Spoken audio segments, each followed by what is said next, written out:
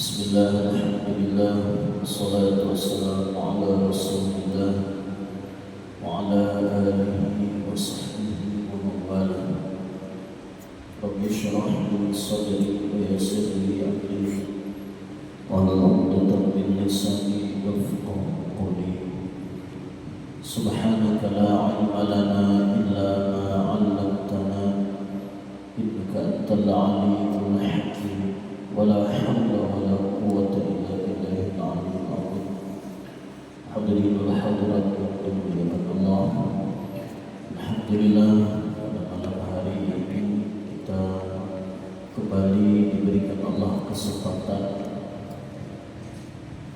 kemauan, taufik dan hidayah untuk bisa hadir di Masjid Syekh Utsman Tungkal ini untuk melanjutkan pengajian kitab Tanbihul Ghafilin yang kita liburkan selama 1 bulan lebih, dan pasca Ramadan dan Idul Fitri ini alhamdulillah kita masih diberikan Allah untuk melanjutkan pengajian ini.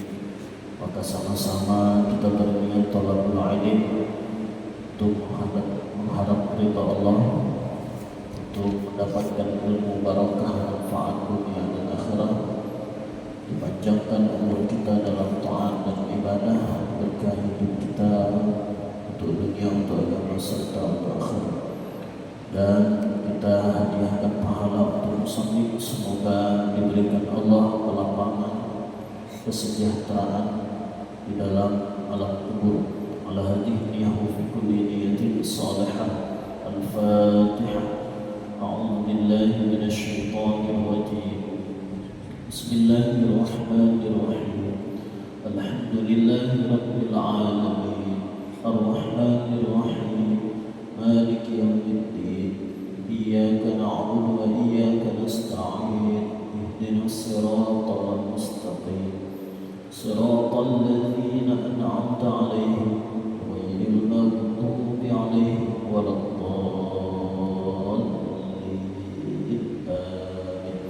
Kita lanjutkan pada halaman 52.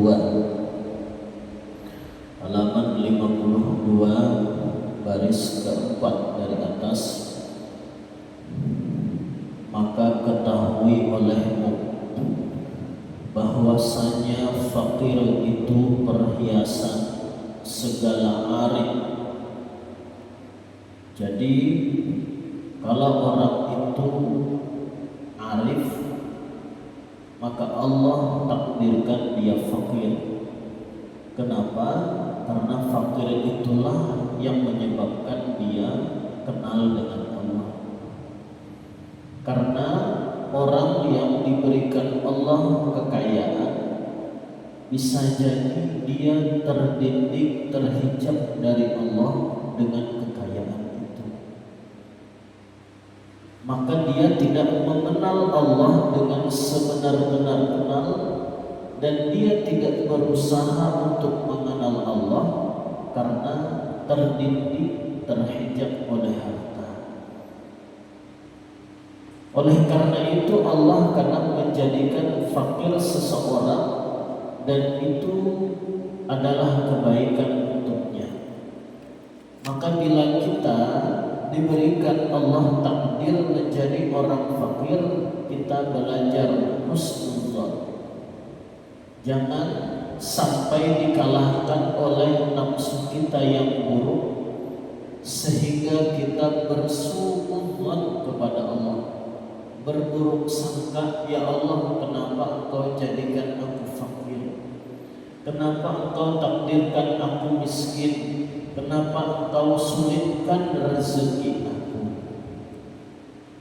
Maka dalam Al-Quran surah Asy-Syura ayat 31 kalau tidak khilaf, Allah mengatakan walau basatallahu rizqa li'ibadihi labaghaw fil ardh walakin yunazzilu biqadari ma yasha. Innallaha bi'ibadihi khabirun basir. Kata Allah, seandainya Allah melapangkan rezeki bagi sebagian hambanya, labaghaw fil ardi, niscaya dia akan melampaui batas di muka bumi. Jadi Al-Quran ini benar, dan Al-Quran ini akan menjadikan kita bahagia. Kenapa?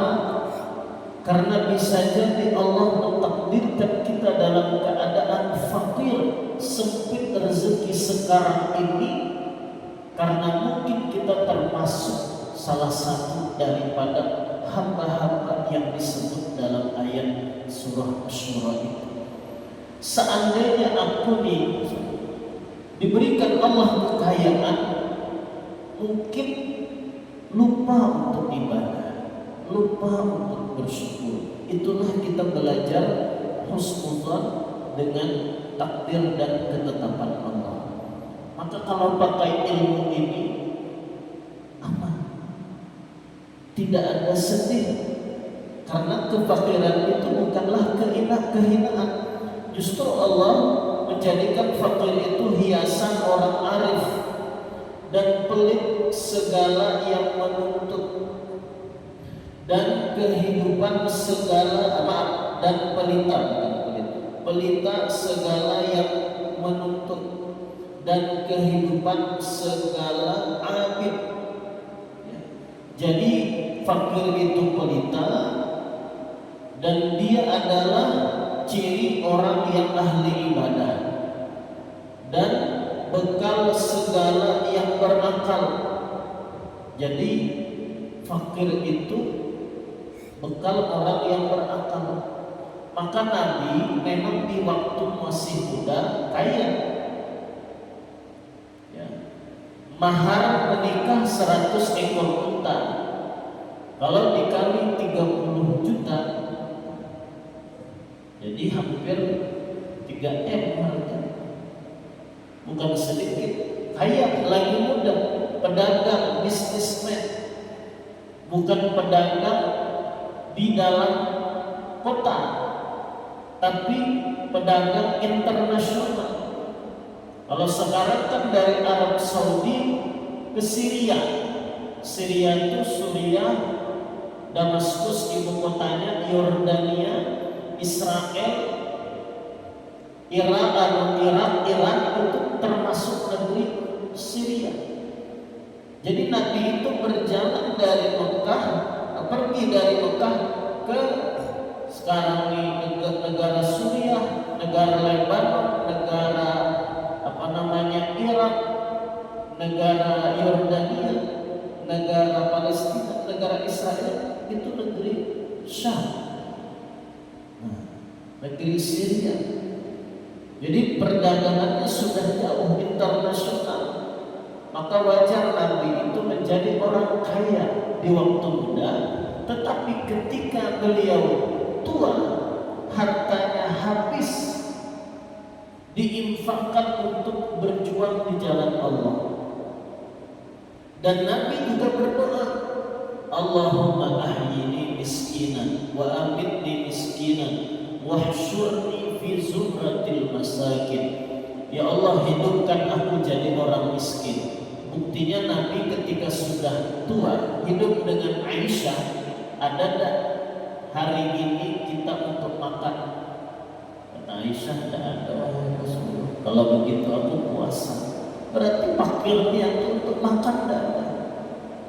Ya, tapi ini hidup tua. Makanya Nabi berdoa tadi, Allahumma ahyini miskinan, hidupkan aku sebagai orang miskin, matikan pula aku sebagai orang miskin. Tak mau mati jadi orang kaya. Wahsyurni fi zumratil masakin, kumpulkan aku bersama orang-orang miskin.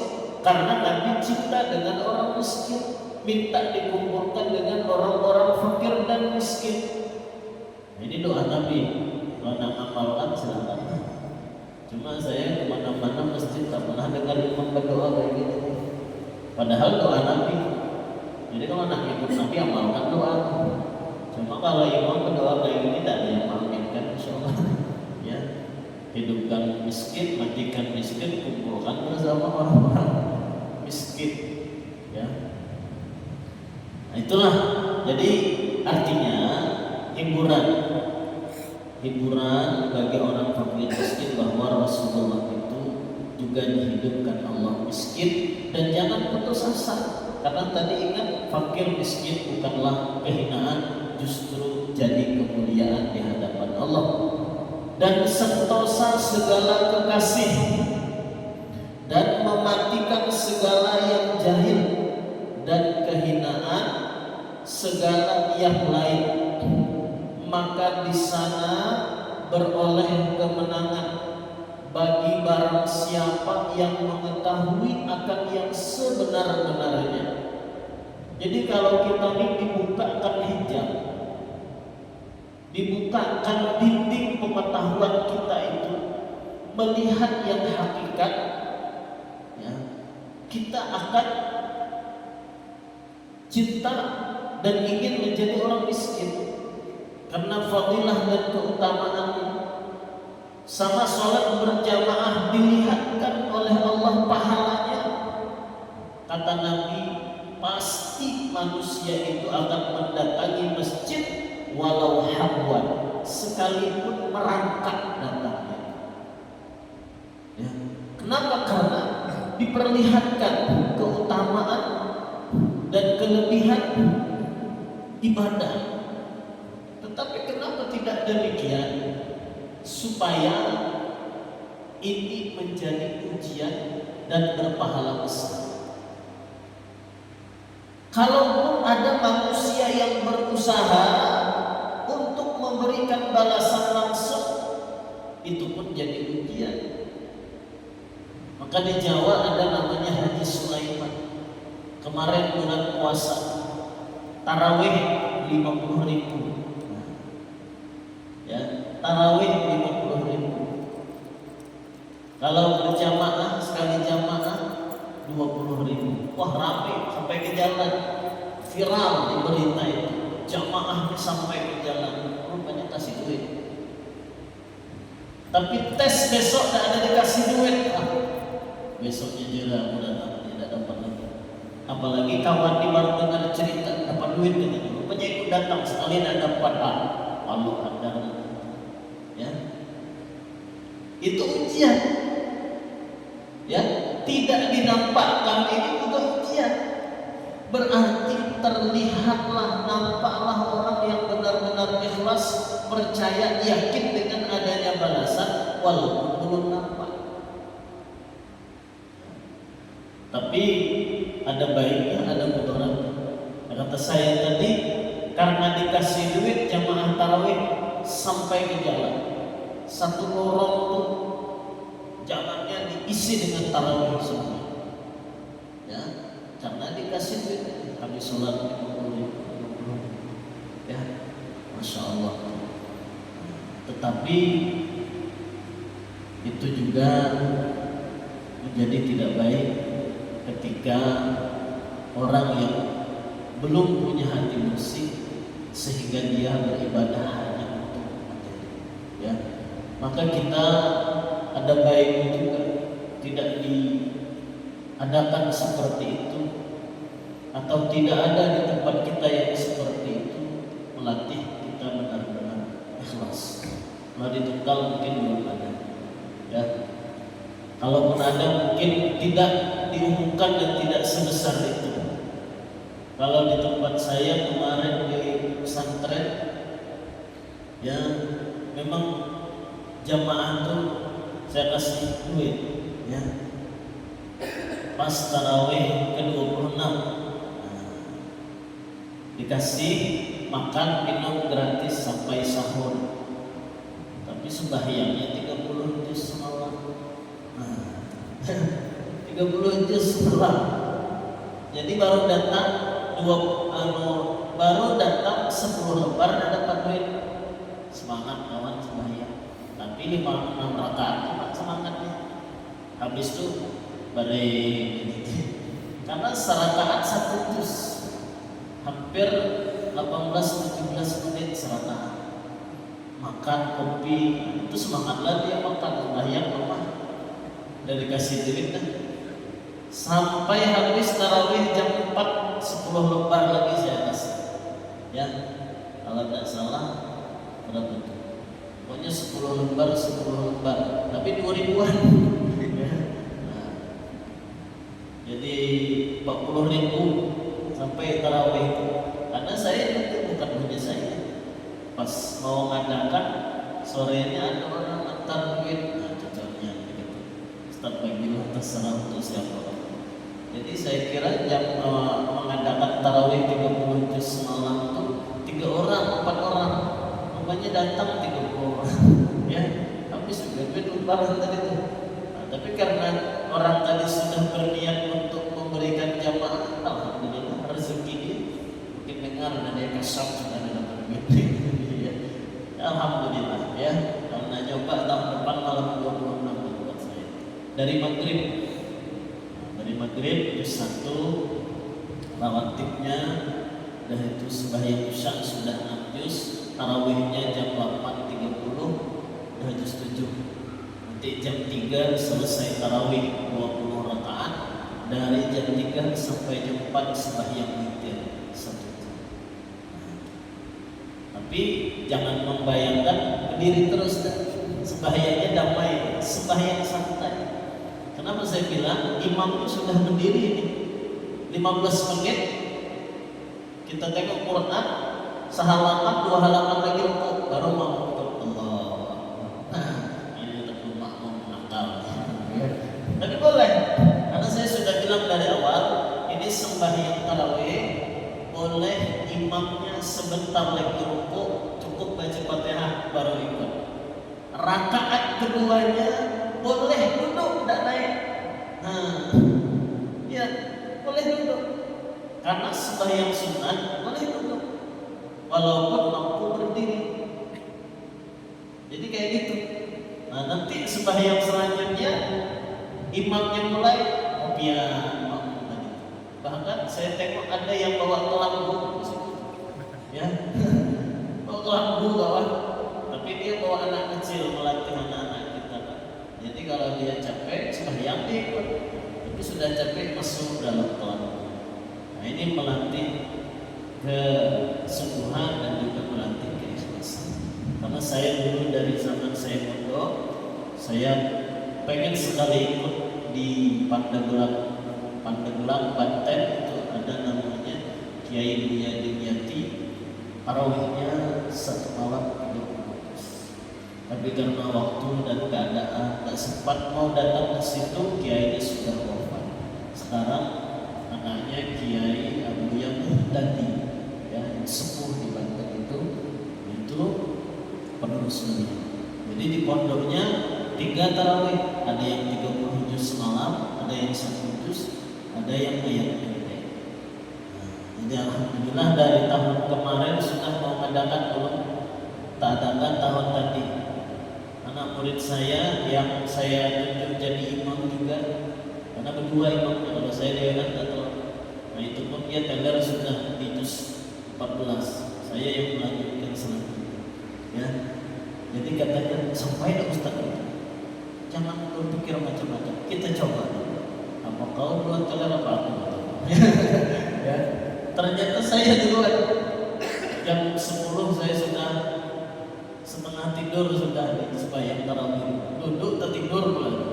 Habis salam saya istirahat setengah jam. Ya, jadi dapat tidur setengah jam, sudah dapat tidur setengah jam, lanjut berdiri sembahyang hampir saya sendirian itu 9 juz.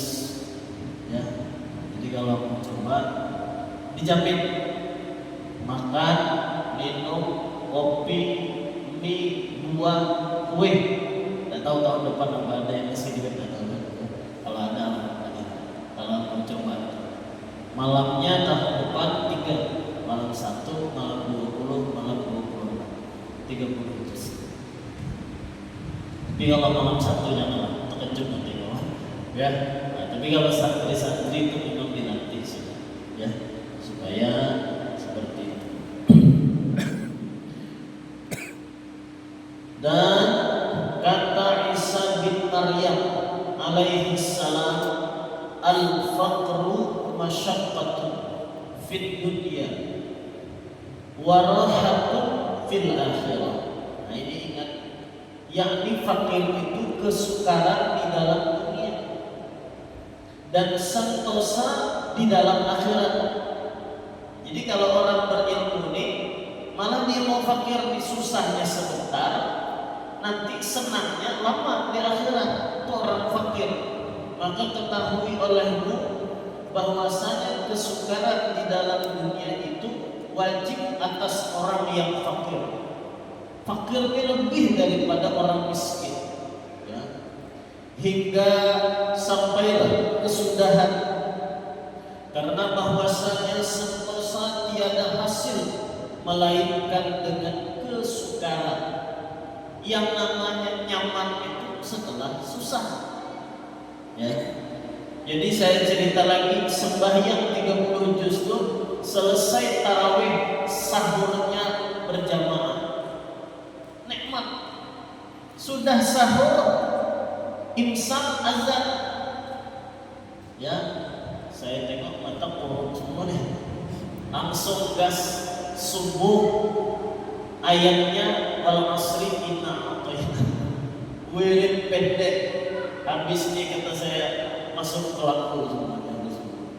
Apa ya, jam 12 banyak belas dendam kawan. Rupanya tidurnya, nah termasuk saya juga. Habis subuh tuh langsung tidur. Jam 10 sampai jam 11 ya. Ternyata capek itu malam itu, sembahyang semalaman tuh tidurnya begitu. Begitulah gambaran kita di dunia ini capek banget karena fakir, karena ibadah, karena taat, maka senangnya di akhirat. Jadi kalau sebaliknya di dunia ini banyak senangnya, banyak istirahatnya, banyak nyamannya, nanti susahnya di akhirat. Ya, itu kebalikannya sudah. Dan itu hukum alam, bukan sesuatu yang ditetapkan Tuhan, hukum alam. Sama kita hidup ini, saya bilang, lagi muda, kalau banyak yang muda-muda, maka tuanya susah. Tetapi kalau lagi muda banyak susahnya, maka tuanya jadi muda. Ya. Seperti itu juga di dunia yang lebih besar, di dunia banyak susahnya, maka di akhirat menjadi muda. Maka barang siapa tiada kesukaran baginya di dalam dunia, niscaya tiadalah sentosa baginya di dalam akhirat. Nah, ya. Jadi dunia ini pasti ada kesukaran, walau zahirnya enak, nyaman. Mohon maaf, kita melihat Pak Bupati, Pak Gubernur, pejabat itu nyaman, kelihatannya nyaman, padahal ini kawan aslilah, ya. Cuma kelihatan nyaman, data dikawal, pintu mobil dibuka, dihormati, dihargai. Kalau makan di rumah bupati itu jangan tanya, enak. Tetapi dia juga mengalami kesukaran yang luar biasa. Malam apa yang kita pikirkan, ada yang datang, ada yang nelpon, ada yang minta ini, macam Pak Gubernur apalagi lebih luas, ya. Nah begitu juga ya orang yang terlihat enak, saya misalnya lebih enak pakai mobil, tapi kan ada susahnya. Tiap tahun bayar pajak nanti susah, berapa sekali di bengkel, kan ada susah. Jadi jangan kita menyangka bahwa orang itu udah, tetap ada kesukaran bagi tiap-tiap orang. Hanya yang sulit itu kalau kita melihat orang itu enak-enak lah, kamu lapang lah. Nah itu susah untuk nengok orang lapang terus. Ya. Jadi kita belajar harus lebaran ini melihat. Oleh karena itu hidup itu sederhana. Kalau dirumuskan, kalau kita ingin sehat, maka habis bulan Ramadan ini banyak puasa sunnah. Senin, Kamis, hari putih 13, 14, 15, awal bulan 1 tanggal 30 puasa sunnah. mau wajah kita cerah bercahaya, beda dengan yang lain. Habis Ramadan ini bangun malam. Kenapa? Karena kata Nabi, maka surah salatuhu billaili hasuna wajhuhu bin-nahar. Orang yang banyak sholatnya di malam hari, waktu malam, tahajud dan lainnya, maka bagus indah wajahnya di siang hari, bercahaya. Cahayanya bukan karena bedak, karena skincare, memang asli cahaya wajah karena banyak ibadah. Sudah itu mau bahagia. Bahagia salah satunya kita merasa cukup. Nah, baca Quran. Baca Quran, walaupun sehari cuma sehalaman. Jadi kalau mau sehat puasa sunnah, kalau mau bercahaya wajah sembahyang malam, kalau mau bahagia baca Quran, kalau mau banyak anak dengan harta, ya banyak istighfar, astagfirullahaladzim, astagfirullah. Karena kan ayatnya sudah kemarin saya bilang, surah Nuh ayat 11. Faqul tustaghfiru rabbakum innahu kana ghaffara yursilis samaa'a 'alaikum midrara wa yumdidkum bi amwalin wa banina. Jadi itu bukan dalilnya, dalil yang lemah Quran. Ketika beristighfar maka Allah berikan anugerah anak dan harta. Ketika kita ingin hilang kesusahan, ini hati ini susah, ya, sedikit kesusahan, maka banyak-banyaklah kita membaca la haula wala quwwata illa billah. Kalau hati ini sedih, galau, pikirkan ini, nah itu banyak-banyak berdoa. Kalau waktu kita, hidup kita, harta kita, semuanya ingin berkah, maka bacalah sholawat kepada Nabi kita. Jadi sudah puasa sunnah, sholat malam. Udah itu kalau kita ingin tenang, banyak berzikir, subhanallah, alhamdulillah, wa la ilaha illallah, wallahu akbar. Kalau belum tenang juga, maka tepatkan sholat di awal waktu. Ya, jadi zikir, sholat dikerjakan, zikir dikerjakan, tenang. Kalau sedih, berdoa. Kalau sulit, la haula wala quwwata illa billah.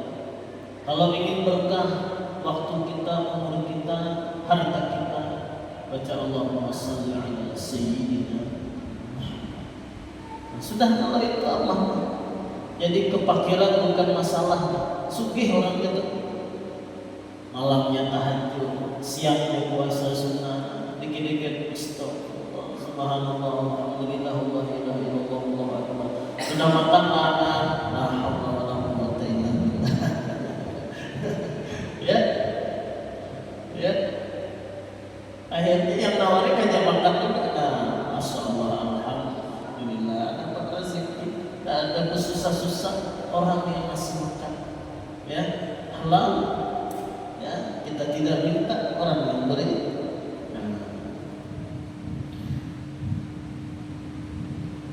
Bermula fakir itu karoha, bermula fakir itu dibenci pada segala jahil.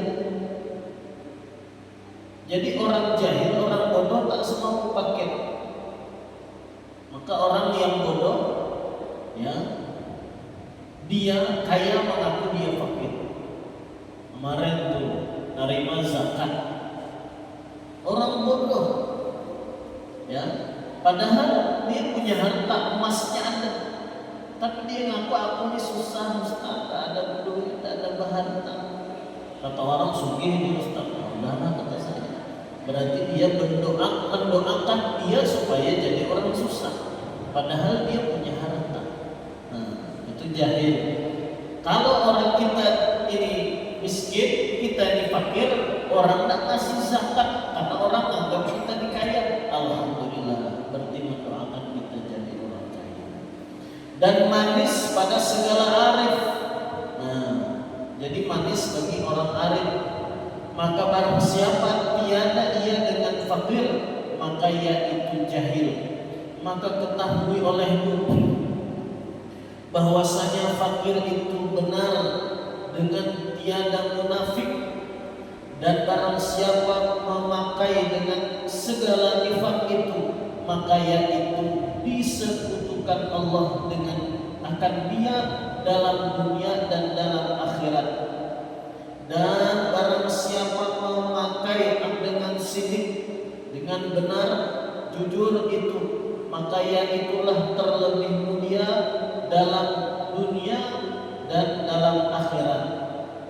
Dan tiada yang terlebih mulia pada Allah Ta'ala melainkan hambanya yang takut, seperti firman Allah Ta'ala, inna akramakum indallahi atqakum.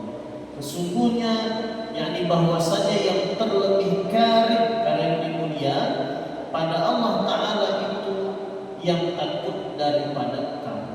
Maka yang banyak takutnya kalau makan ini takut ini haram, apakah ini syubhat, itu takut. Kalau berkata itu mikir ini boleh tak dilakukan.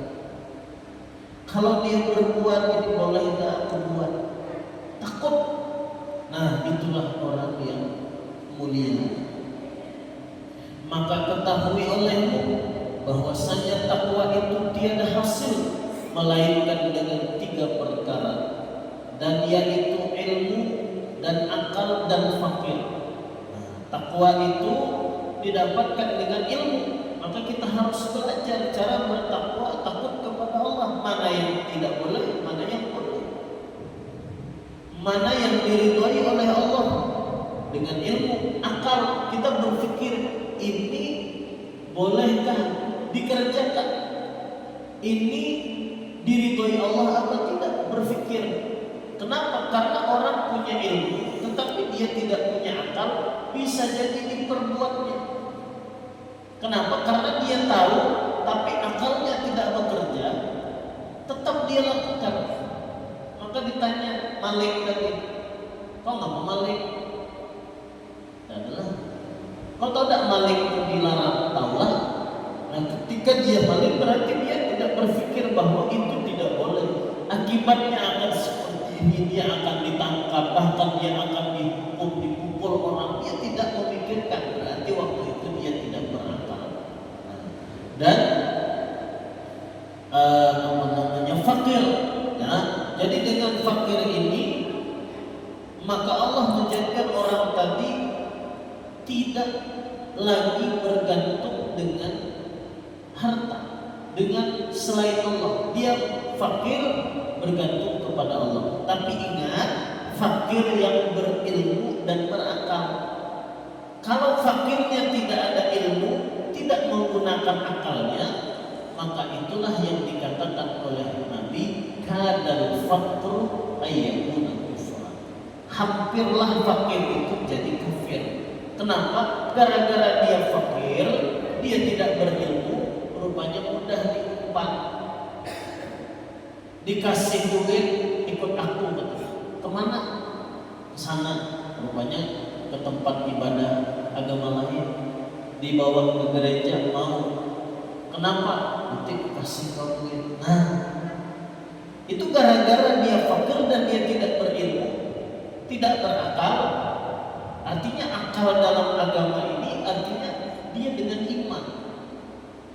Kalau dia punya iman kuat, punya ilmu, ini tidak boleh. Walaupun bagaimana aku harus tetap mempertahankan akidah aku agama Islam. Maka fakir tidak lagi menjadi godaan berat. Nah, tetapi ketika orang tadi fakir tidak punya ilmu, akalnya tidak kuat, maka imannya pun tidak kuat, jadi lemah, maka bisa jadi menjadi kafir.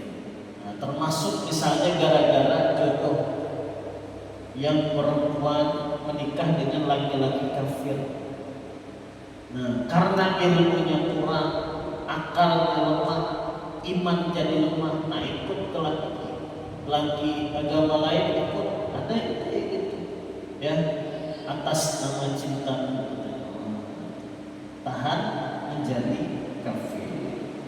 Dan dikata orang, segala ahli riyadhah mohon segala ibadah itu takwa, karena bahwasanya yang dikehendaki daripada takwa itu yang memutuskan barang yang lain daripada Allah Ta'ala dan menjauhkan daripada berbuat maksiat akan Allah Ta'ala, dan loba atas berbuat taat akan Allah Ta'ala. Loba ini artinya tamak untuk berbuat taat, sangat ingin berbuat taat, dan mencela akan dirinya,